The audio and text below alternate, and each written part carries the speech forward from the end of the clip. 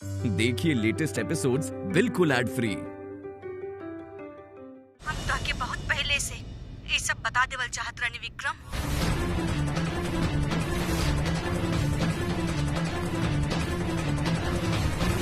पर हिम्मत ना कर पैनी। पर अब लागेला बहुत देर हो चुकल बा। तोहार ई जानल बहुत जरूरी बा। हमार मृत्यु के कारण अक्षत जिंदल हा। तोहार ढोंग और खेल दोनों खत्म। हमरा मिलल सबूत के तहत तू अपन पहला पत्नी अंतरा जिंदल के कत्ल के जुर्म में हम तोहरा गिरफ्तार करता नहीं।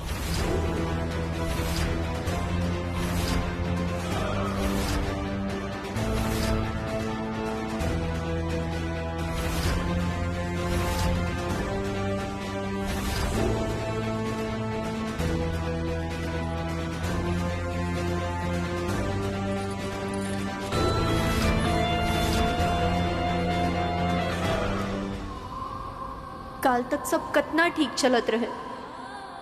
आपके वजह से का हो गए रावत जी?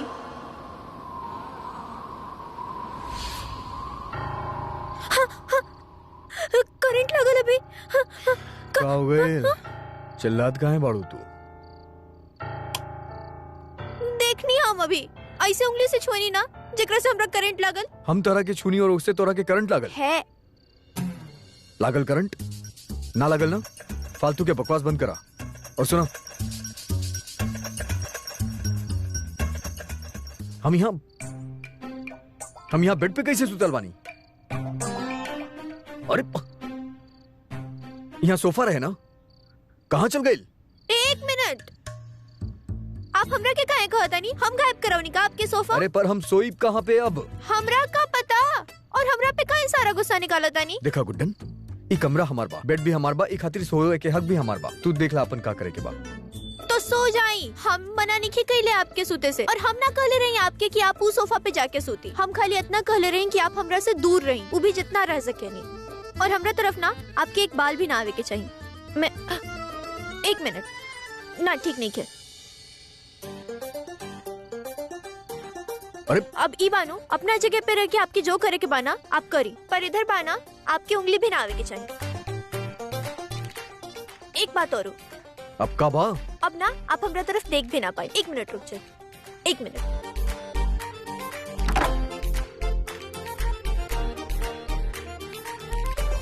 अब ठीक बा, बिल्कुल ठीक बा। अब ना आप उन्हें सोई और हम इन्हें सो। हाँ तो हमके कोनो शौक नहीं के तारा छुए के, और अगर तोहरा ई बेड बांटे के ही बना तो तमीज से बांटा, बराबर से। देखा अगर जगह कम पड़त बा तो सिकुड़ के सो जा, आई डोंट केयर।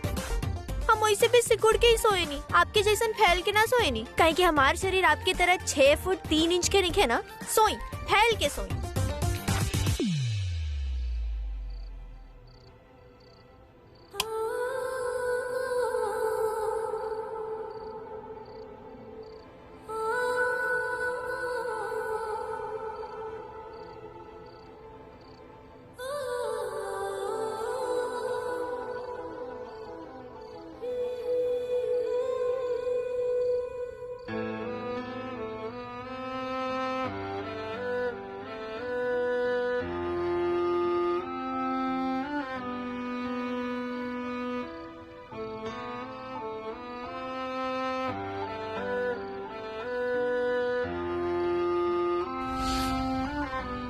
आपके हम जेल से निकाल के ही रहो। सेफ्टी फोन उठाओ, फोन उठाओ। तू टका के औकात नहीं क्यों रेवती के हमरा सामने, और भाव ऐसे खाती है जैसे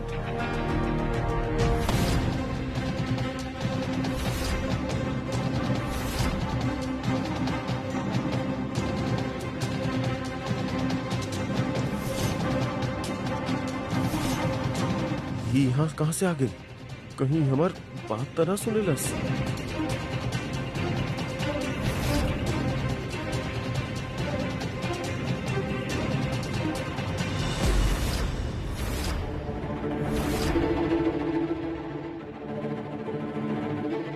एजे आप यहाँ, और आपके गिरफ्तार के कैलाश?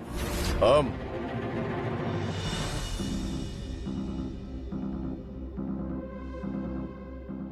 जैन सर। जैन ये अक्षत जिंदल बाड़े इनकरा अपन पहला पत्नी अंतरा जिंदल के हत्या के आरोप में गिरफ्तार कर गई बा। कारावास में डाली इनकरा। अंतरा जी की हत्या मतलब ये? अब आप अपन कर्तव्य निभाई बिया, हम समझाई।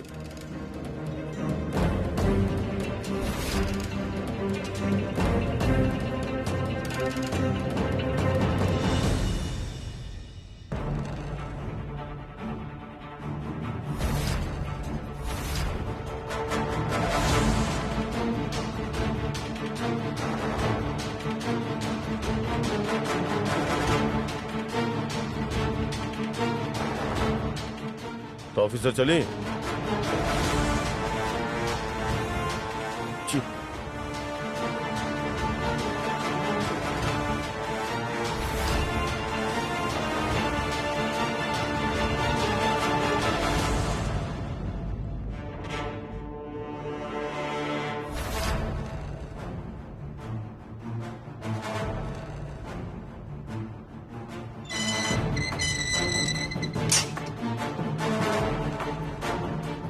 ऑफिसर हम जानते हैं कि अक्षत जिंदल इस शहर के नामी गिरामी लोग में से बाड़े।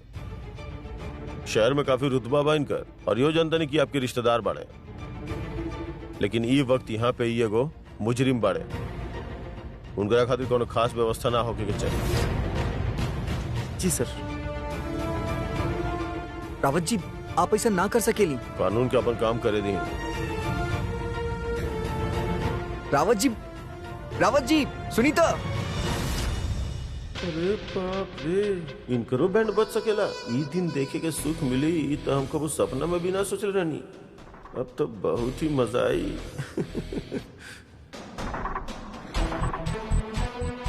जी ये सब अचानक से कैसे ही हो गए? देखिए आप बिल्कुल टेंशन मत लीजिए, कोनो भी चीज के कोनो भी जरूरत होके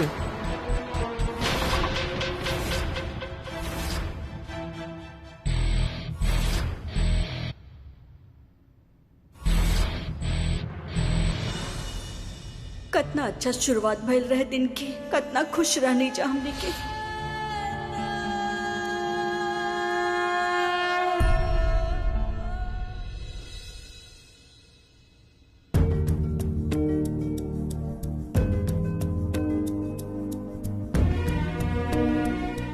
दादी माँ ई उतरल चेहरा लेके कहाँ खड़ा बड़ा? कुछ भइल का? नमाऊ कल रात के काम बहुत ज्यादा रहे था, सोने के तनी टाइम ना मिले। अच्छा अच्छा तई बात बा। दादी हम पूछत रही कि हमार कमरा में जन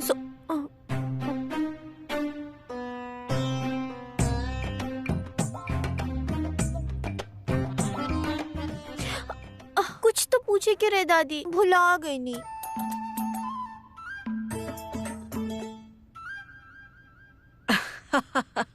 हमके कुछ याद आए, तू दोनों के बतावल भुला गई नी। तोहरे कमरा के जौन सोफा बना ओ हम उठवा दी हने।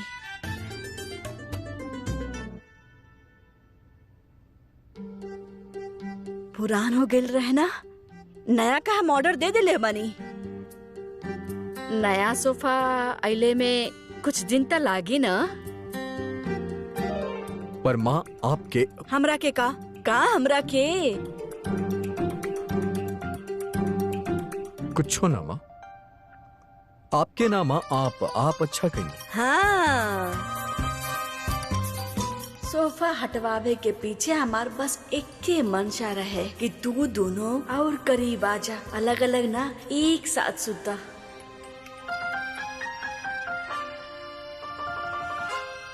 गुड्डन बेटा, ई हमार पुश्तैनी कंगन है। माँ परी ई कंगन हाँ, ई कंगन ई सिर्फ जेवर ही ना हा, ए पर पति के नाम के अक्षर खुदल रहेला। ई देखा, ध्यान से देखा, एजे लिखल बा।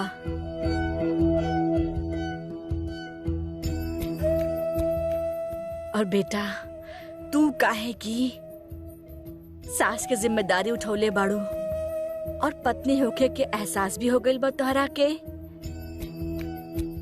यही से असल में अब तू एकर हकदार हो गइल बाड़ू।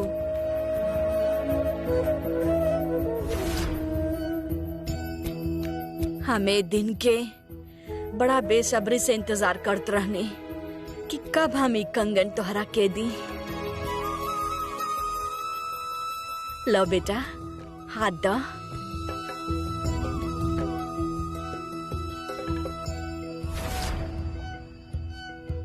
माँ हमके लेट होत बा, हम निकलता नहीं। ठीक बा।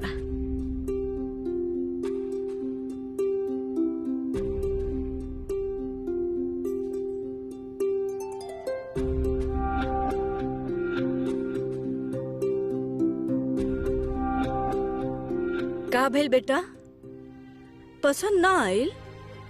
ना दादी,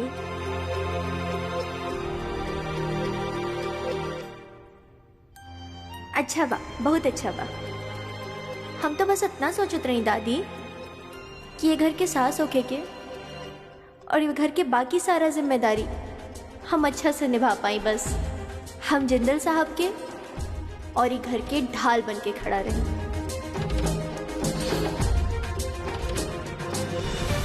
अंदर आवो, सच सच बतावा, का छुपा रहल बाड़ू तू हमरा से? बोला, आज हम तरह से सच जान के ही रहब। आज ये भी नहीं कि हमरा रोके खातिर, काहे कि उनका गिरफ्तार कइल गेल बा और केहू और ना, विक्रम जी वो गिरफ्तार कइले बाड़े एजे के, जिनकरा साथ तू चुपचाप हमेशा बात करत रहेलू। तू ई सब पहले से ही जानत रहलू ना? तू भी शामिल बाड़ू ना ई सारा चीज में? बोला, एजे पूरा जिंदगी इतना बड़ा नाटक कइले। सोचा यही तरह अंतरा माची की मांग में एजे लाल रंग के सिंदूर भर ले होकी है, और आज इतना टाइम बाद मालूम पड़ल बा कि वो लाल रंग के सिंदूर ओकरा एजे लाल रंग के खून बनाते ले। हाँ, कैसे चुप रहना ना एजे, और चुप तो हुए रहेला ना जो इंसान गलत कइले रहे। हाँ। अगर एजे ना करता ना तो 1760 बार चिल्ला चिल्ला के बोलता, लेकिन देख लो ना वो कुछ भी ना बोलना, जैसे उनके जुबान पे ताला लग गए होके। वर्धन भैया और किशोर भैया उनके जेल से लेके ना पाई ना तो गुड्डन अपन मुंह खोला और जवाब दा। तू पहले से ही जानत रहलू ना कि विक्रम जी एजे के अंतरा माजी के मृत्यु के कसूरवार माने ले? गुड्डन जवाब दा हमरा के, बोला कुछ। बोली भी तो कहा बोली, तो सारे सबूत भी तो एजे के खिलाफ ही बाना। सरो जेल की खातिर तो छोड़िए था, हमरा लगा था कि ये सब के बाद ना एजे के सीधा फांसी की सजा हुई। दादी दादी दादी दादी दादी उठी, दादी दादी दादी उठी। महल का बाकी दुर्गा जी, आप डॉक्टर के बुलाएं। हाँ, हम फोन कर रहे हैं। हम, हाँ जल्दी।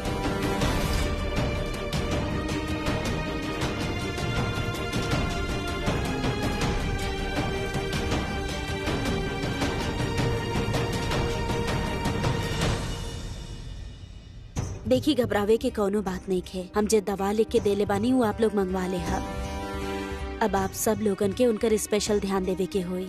दादी जी की देख के लागेला कि उनका कोनो बात के बहुत बड़ा टेंशन बा, और ए उम्र में उनकर ए तरह से तनाव लेवल उनकर सेहत खातिर ठीक नहीं खे। I mean, अगर उनकर तनाव कम ना भइल तो उनका हार्ट अटैक आवे की भी चांस बा। So just take care. Thank you. Bye. हम चला दादी। गुड्डन, गुड्डन। दादी। गुड्डन। हाँ दादी, एजे बानी हम। ना हो सकेला, हमार लल्ला अंतरा के मारे कित दूर सोच भी ना सकेला। विक्रम झूठा बेटा। हाँ हाँ हमार लल्ला बेकसूर बा बेटा। हाँ हाँ दादी, हम जाना तनी वो कुछ नहीं खन कैले। दादी आप बिल्कुल भी टेंशन मत ली, हम बहुत जल्दी जिंदल साहब के ना वजह से कैसे कैसे आई सारा सबूत तोकरा खिलाफ बा। देखा गुड्डन, ए बुढ़िया पा एगो उपकार कर दा, ओके कुछ मत होके दिया। कुछ ना हुई दादी। तोरे पास था हर चीज का तोड़ हो खेला। तू कुछ भी करके तू हमरे लल्ला के वापस ले आया अपना तरीका से बेटा। ले गए बुना बेटा। हाँ दादी ले आई, आप टेंशन मत ली। लल्ला लल्ला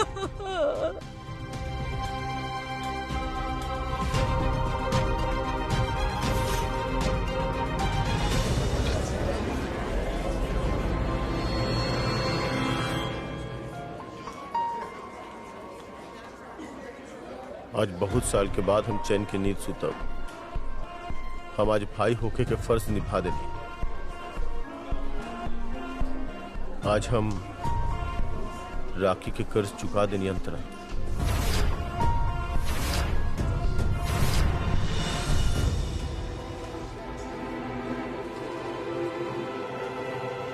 आपकी खातिर तोहफा आप ही रंग में बहुत प्यारा लगा।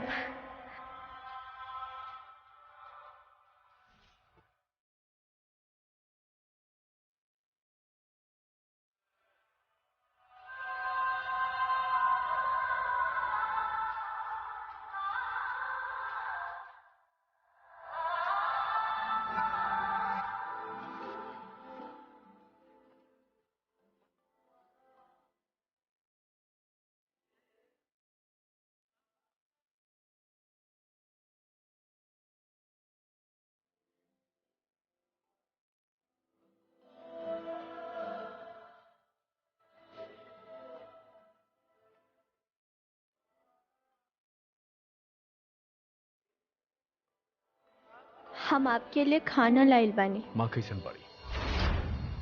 घर पे सब लोग ठीक बाड़े?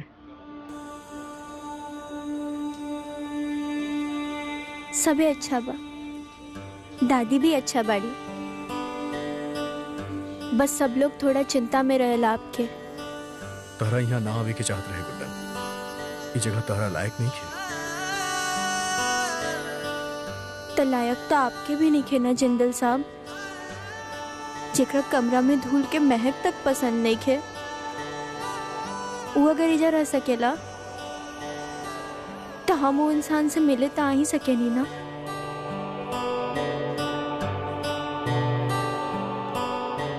ऐसे ना हम आपसे बहुत गुस्सा बानी। हम तो अगर कमरा में कोई भी सामान इधर उधर कर देते रही तो आप हमरा पर इतना गुस्सा हो, इतना डांटत रही। और रावत जी वो आपके एजा जेल में ले आके रख दिले और आप फिर भी उनका के कुछ ना कहनी ना। आपके घर में आके वो आपके सामने सामने से धोखा दे ले। अब देखब हम उनकर का हालत ना करो। गुड्डन, विक्रम आज भी अंतरा के भाई बा, जिंदल परिवार के हिस्सा बाऊ। ओकरा ना केहू घर से जाए खातिर कही और ना ही ओकर कोनो भी तरह से केहू भी अपमान करी। आप अभी उनके साइड में बोलब। तू यहाँ ही बहस करे आयल बाड़ू। हम तो एजा बहुत इम्पोर्टेंट काम से आइल बानी।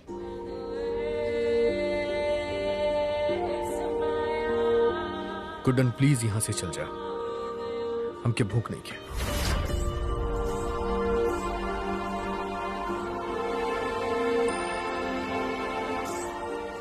हम आपसे एक मदद मांगे आइल बानी। वैसे तो आप हमेशा हमारी मदद करे पहुंच जात रही ना, परिवार ना आ सकत रही।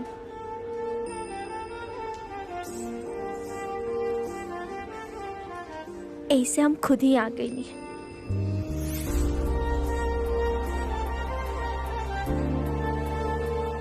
हम ना बहुत मेहनत से खिचड़ी बनौले रही सबे खाती, लेकिन केहू के खिया ही ना पावत रही। सोचत रही अच्छा बनल हो कि बुरा। फिर सोचनी कि आपसे बेहतर के बता सकेला? तो तू यहाँ इतना दूर हमसे ही पूछा है बाड़ू के तहर खिचड़ी कैसन बनल बा? आपसे बेहतर के बताई था हमरा के, और फिर केकरा से पूछे जाती हम? ऐसे आपके पास आई नहीं। अब आप है ना, खा के बताएं।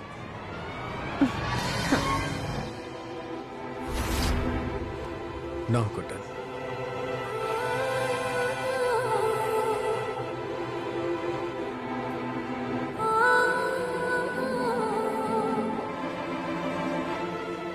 प्लीज खा ली, प्लीज।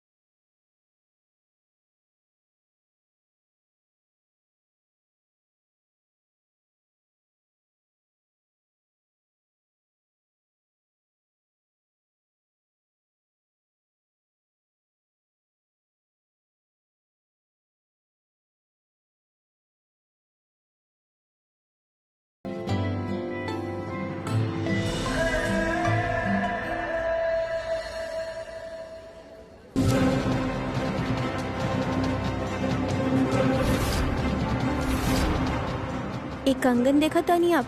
जिंदल साहब के पत्नी और उनके तीनों बहुओं के सास होखे के नाते दादी हमरा के दिले बड़ी।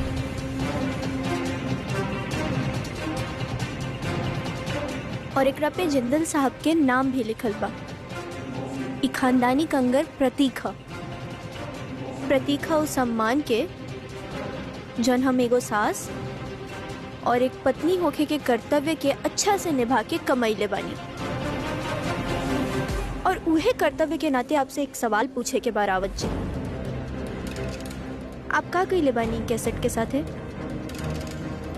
काहे कि जब हम सुनले रही तो ओकरा में ऐसा कोई आवाज ना रहे, और अब यह कैसेट में अंतरा जी की आवाज में जिंदल साहब के खिलाफ सबूत। हमरा ना पता रहे कि सदमा से इंसान के कान भी खराब हो जाला। हम आपसे पहले ही कहले रहनी कि हम ये कैसेट ठीक करवा के ही रह, और हमके बात के भी पूरा भरोसा रहे कि हमार बहन जरूर रोको संदेश छोड़ ले भी आई कैसेट में। और अब यही सबूत आपके जिंदल साहब के कारावास में पहुंचा देगा। आप तो सुनने वाली ना अंतरा का कहलस कि अक्सर जिंदल ओकर मौत के कारण बढ़े।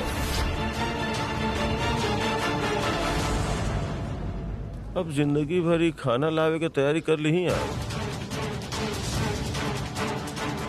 मुफ्त में को सलाह देता नहीं हम। अभी आपकी उम्र का बा, बहुत समय बा आपके पास। एक अच्छा सा लड़का देखिए और दूसरा शादी कर लीजिए। काहे कि अब आपके जिंदल साहब कबो घर वापस नहीं आवे वाला।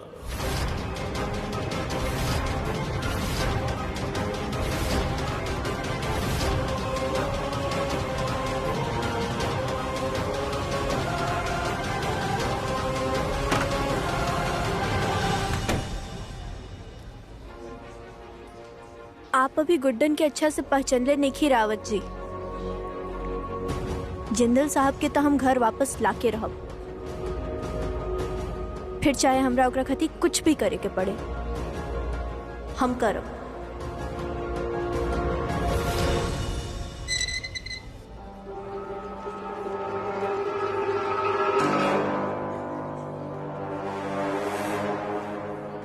वो कहावत बिल्कुल सही बा। रस्सी जल गई पर बल ना गई। अपन पत्नी के हत्या के जुर्म में कारावास में आ गिल बड़ा, पर अकड़ अभी भी निकल गई।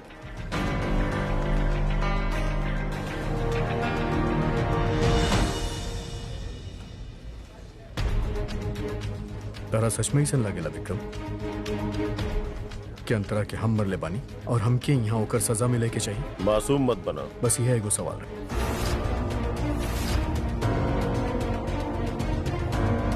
अंतरा बहुत करीब रहली तारा, बहुत मानत रहली अपन भाई के। आजू जहां कहूं भी बारी तारा देख के बहुत गर्व महसूस करत हुई, काहे कि ओकर भाई खातिर आज भी अपन फर्ज सबसे ऊपर बा, सब रिश्ता से भी ऊपर। बस करा अक्षत जिंदल, बंद करा अपन ठोंग। तोहारी ठोंग के असर तोहार बेटा, ओकर पत्नी और तोहार नौजवान बीवी पे हो सकेला, पर हमारा पे कोनो असर नहीं होके वाला। तोहार बेटा आयल रहले हमारा पास, विनती करत रहले तोरा छोड़े खातिर, पर उनकरा खाली हाथ वापस जाए के पड़ा, कहे कि अब केहू कुछ नहीं कर सकल। तू एजे रहबा और अपन हिस्सा के सजा कटबा।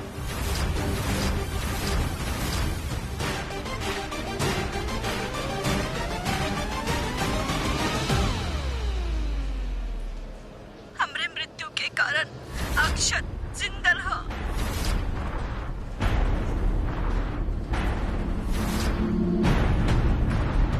हमरे मृत्यु के कारण अक्षत जिंदा रहा।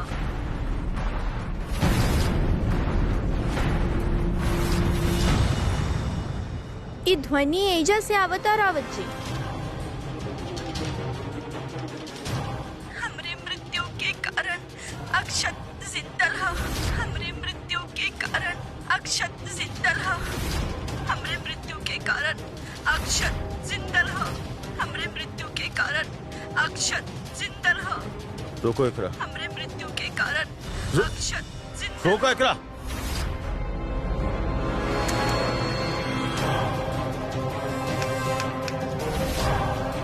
हेजा देखी हमरा आंख में और हमार बात सुनी। पता बा रावत जी, जौना दिन से हम एक कैसेट में अंतरा जी की आवाज सुनले बानी ना, हमरा उस दिन से बहुत अजीब लागत रहे, पर आज सब समझ में आ गई। ई कैसेट में आवाज तो अंतरा जी के बा, पर शब्द आपके बा।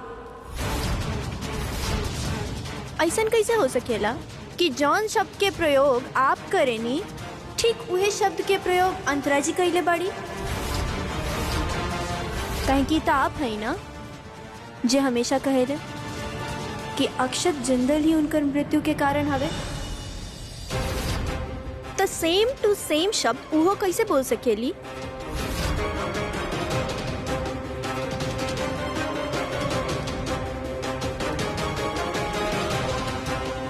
का भेल रावत जी, कुछ नहीं खे आपके पास कहे खातिर? बताई ना, कैसे हो सकेला ऐसा? देखिए गुड्डन जी, हमके आपके कोनो भी सवाल के जवाब देवे की आवश्यकता नहीं है। शुद्ध हिंदी भाषा के प्रयोग करे वाले महान गुरु। तो ठीक बा, अगर आप जानना चाहते हैं तो सुनिए। अंतरा और हम बचपन से साथ में पलल बढ़ल बानी, बहुत सारा समानता रहे हमने दोनों के बीच। वो भी हमार तरह हमारे बोली बोलत रहे, शुद्ध हिंदी के प्रयोग करत रहे वो। और रहल बाती कैसेट के, तो ये अक्षत जिंदल के खिलाफ आखिरी सबूत बा, और एकर साथ छेड़छाड़ करे के जुर्म में हम आपके कारावास के अंदर डाल सकता था।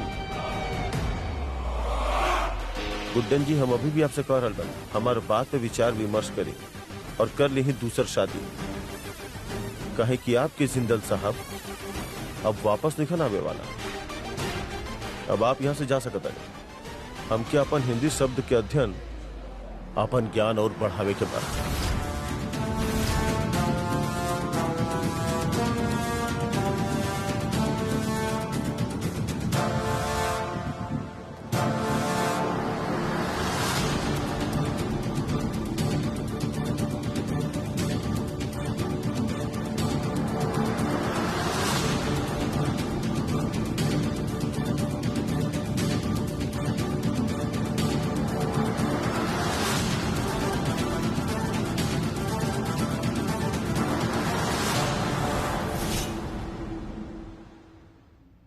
देखिए सर, आप ही शहर के सबसे बड़ वकील हैं, वो भी बेस्ट। इस सुन के हम आपके बुला तो लेनी। अब जिंदल साहब के आप जल्द से जल्द जेल से बाहर निकलवा देव ना। गुड्डन जी, लॉयर के बेस्ट होके से का होखेला? पुलिस के पास ऑलरेडी इतना बड़ा सबूत बा। जिंदल साहब के जेल से बाहर निकाले खातिर हमनी के भी एगो ठोस सबूत के जरूरत होगी जौन उनका निर्दोष साबित कर सके। हाँ तो उतबा ना जिंदल साहब के पास उनका आँख की सच्चाई तो साफ साफ बतावेला। उनका के दिख के तो कोई भी बोल दी ना कि वो निर्दोष बाड़े। गुड्डन जी, आपके पति पे आपके ये विश्वास आपके मुबारक होके, लेकिन अदालत में आंख ना सबूत देखल जाला। हाँ तो सबूत हम ढूंढ लेम ना, और आपके यही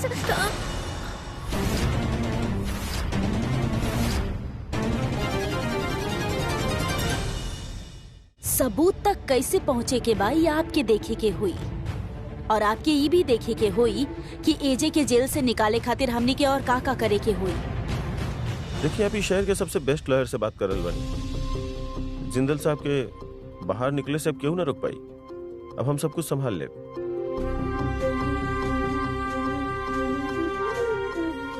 हम चलत नहीं। दुर्गा जी, आप तो बिल्कुल सही टाइम पे आ गई नहीं। हमारी तो बातें ना सुनत रहो। आप देखिए कैसे झट से मान गए ना।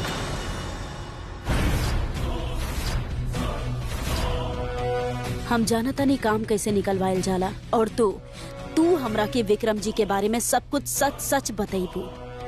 काहे कि गुड्डन, जब तक हमनी के सच के पता ना चली ना, हमनी एजे के जेल से बाहर ना निकलवा पाई।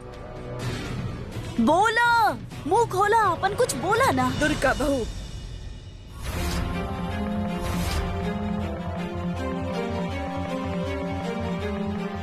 हमार लल्ला अगर घर में नहीं खे तो एकर मतलब ई ना कि एक घर में कुछ भी होगी।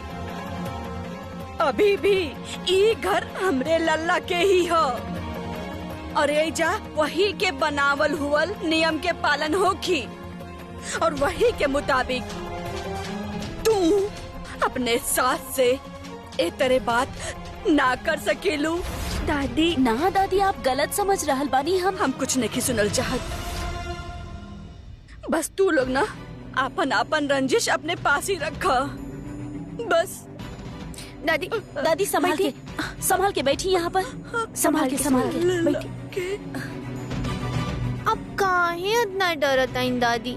हम बानी ना, हम लेके आए जिंदल साहब के वापस, और जब तक वो नहीं खन आवत तब तक आपके आपन ध्यान तो रखे के पड़ी ना दादी।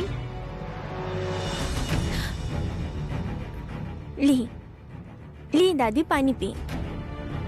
हमके कुछ न चाहिए। पहले हमके ये बतावा, ये जन वकील आइल रहे, ये अपने लल्ला के घरे वापस ले आई ना? हाँ दादी, लाई। सच में ना बेटा, सच में? कब लेके आई?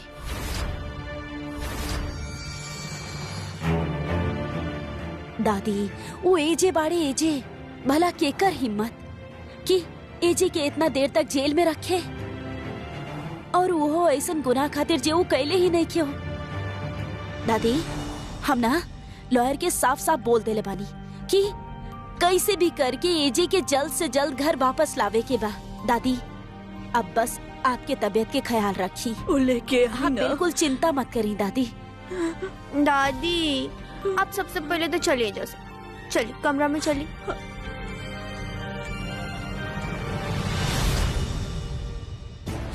अब दादी और तनाव ना झेल पाई है।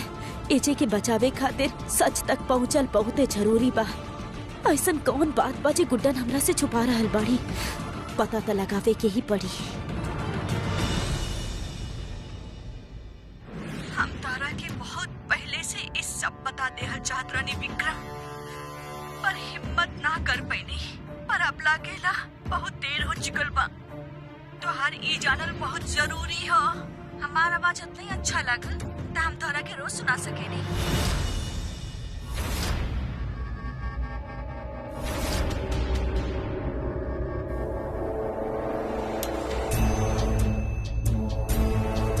एके रिकॉर्ड करे के का जरूरत रहे? आप अभी सुनल चाहब?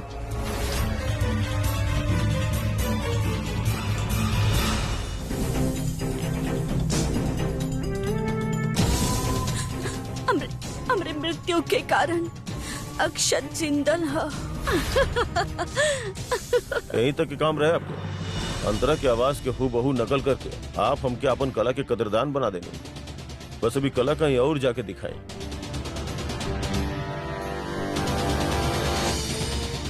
ये पासपोर्ट और टिकट, पैसा कल शाम के हवाई जहाज से लंदन जाए के इंतजाम कर दे भाई। एक बात के ध्यान रहे, अंतरा की आवाज में कौन भी रिकॉर्डिंग करे बन कि जितना जल्द से जल्द भूला जा उतना आपके खातिर अच्छा बा। और अगर कभी आपके याददाश्त वापस आ गई तो हमारे पास और भी तरीका बा। आशा करता नहीं कि आपकी यात्रा मंगलमय होगी। अक्षत जिंदल, अब तोहरा हमरा से केहू नहीं के बचा सकत। तोहार अर्धांगिनी गुड्डन जी भी ना तोहरा जिंदगी भर जेल में रखे खातिर बहुत ही पुख्ता सबूत बा हमरा पास।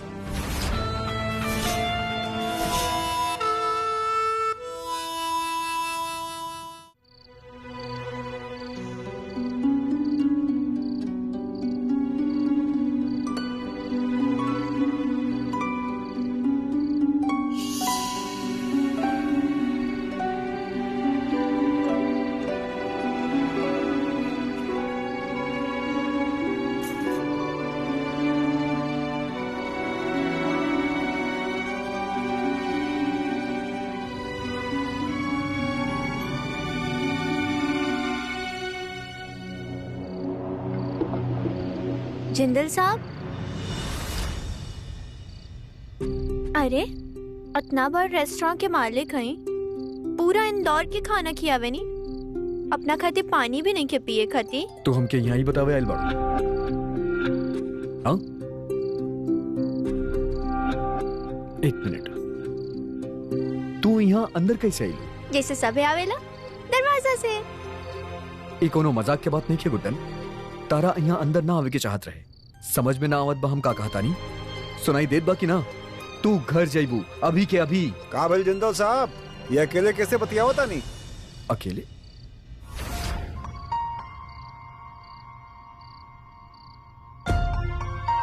लगता मिसेस के ज्यादा मिस करता नहीं। कोनो बात ना।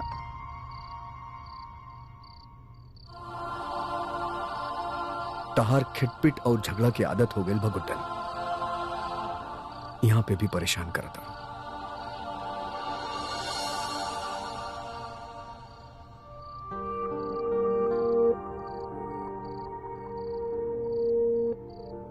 देखनी आपके मेहमान हमरा साथे का कइले? आपके अपन काम तक ना पूरा करे दिले, फिर आप कहेनी कि रावत जी के सम्मान करो।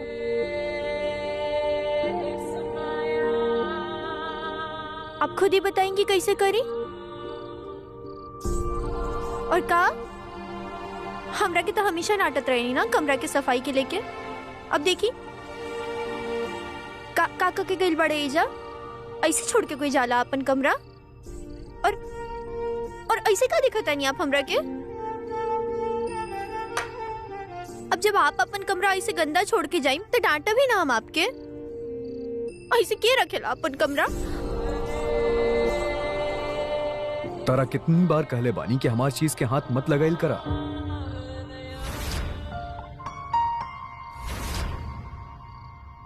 अच्छा, तो आपके वेट करती, ऐसे ही छोड़ दी कि आप जेल से वापस आके करब?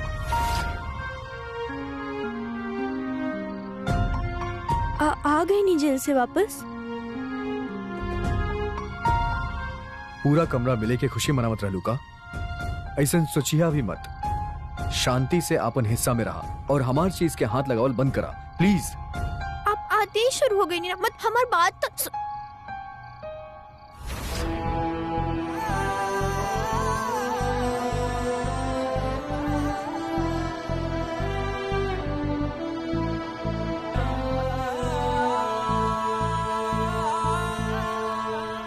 प्रॉब्लम का बा? अरे हम कहले बानी ना हमार तकिया के हाथ मत लगावा, काहे लेवेलू?